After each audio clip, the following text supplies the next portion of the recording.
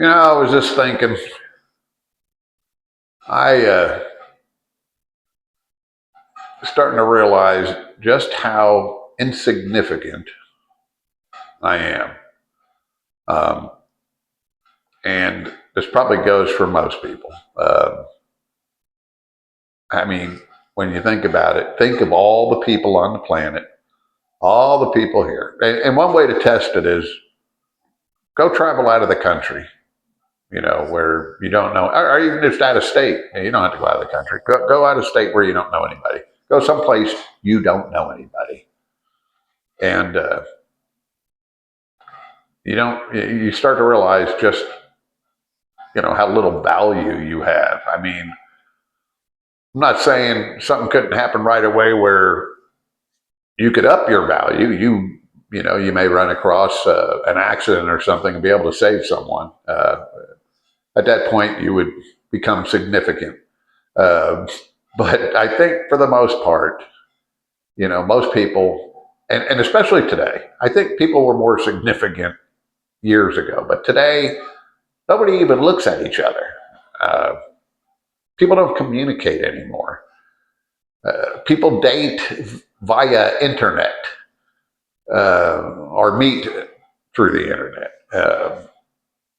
Nobody goes out and exposes themselves to others in a way that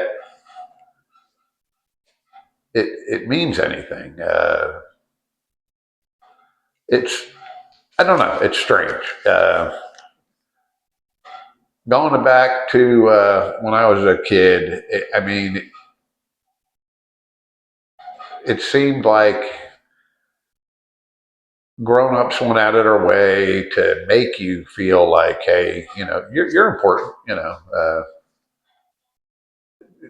just remember running around the neighborhood, and it seemed that way. Grown-ups kind of made kids feel like they had some significance, and I don't see that today.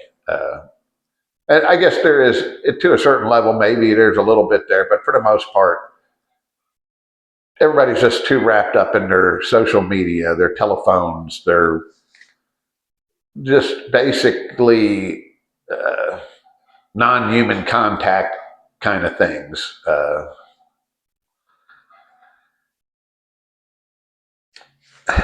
And that leads me to where we have this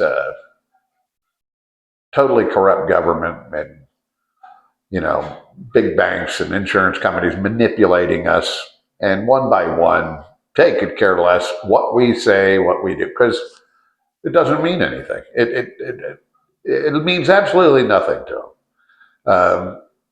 The best way to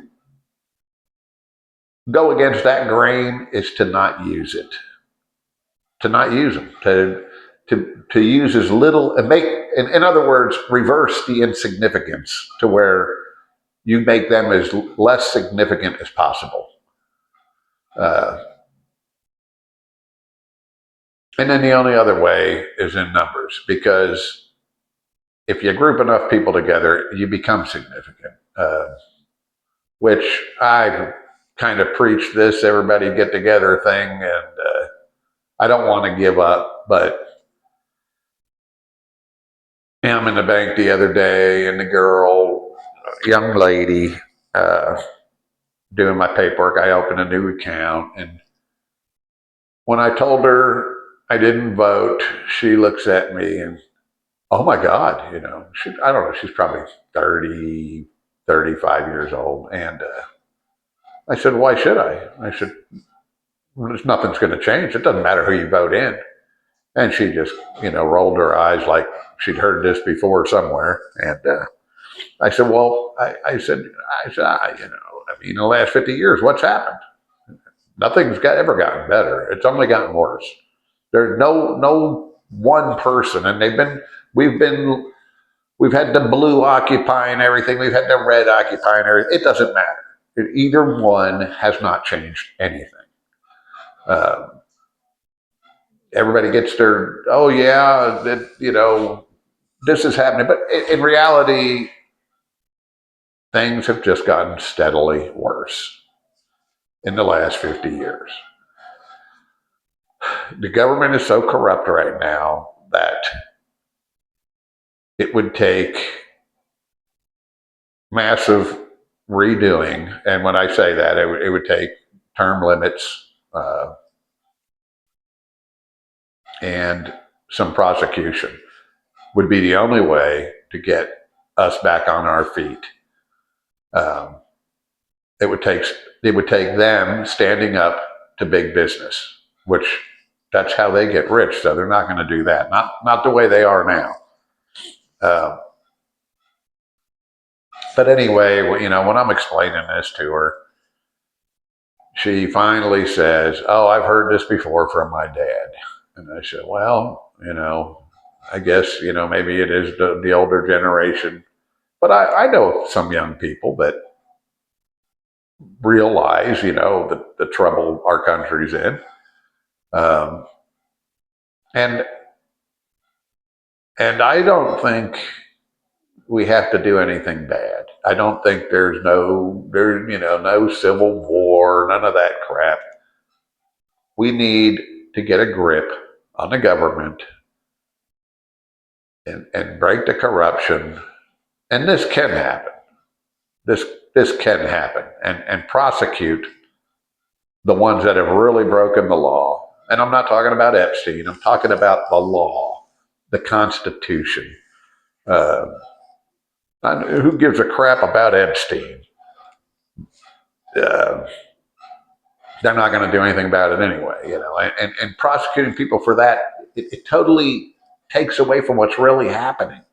They need to get prosecuted for what they're really doing. I mean, it's a sad thing that happened, but the people that are breaking the law in other ways need to get prosecuted for what they're doing. They're doing it to the masses, and basically treason. Um, so I guess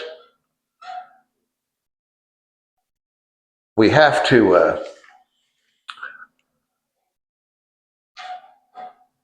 to get together. I started this off with how insignificant we are, and we are. I mean, 99% of us are completely insignificant. Even and that's funny because even the wealthy people are insignificant without certain partners helping them. They can't use their wealth the way they want to unless they have people allowing it. Hence, big banks, politicians, working together.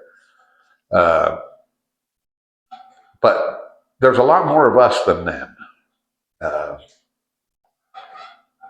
so somehow we got to get the numbers up to where we can do popular votes and get term limits and maybe prove that there is significance in numbers. But until then, we're merely completely insignificant people. Not a whole lot going on.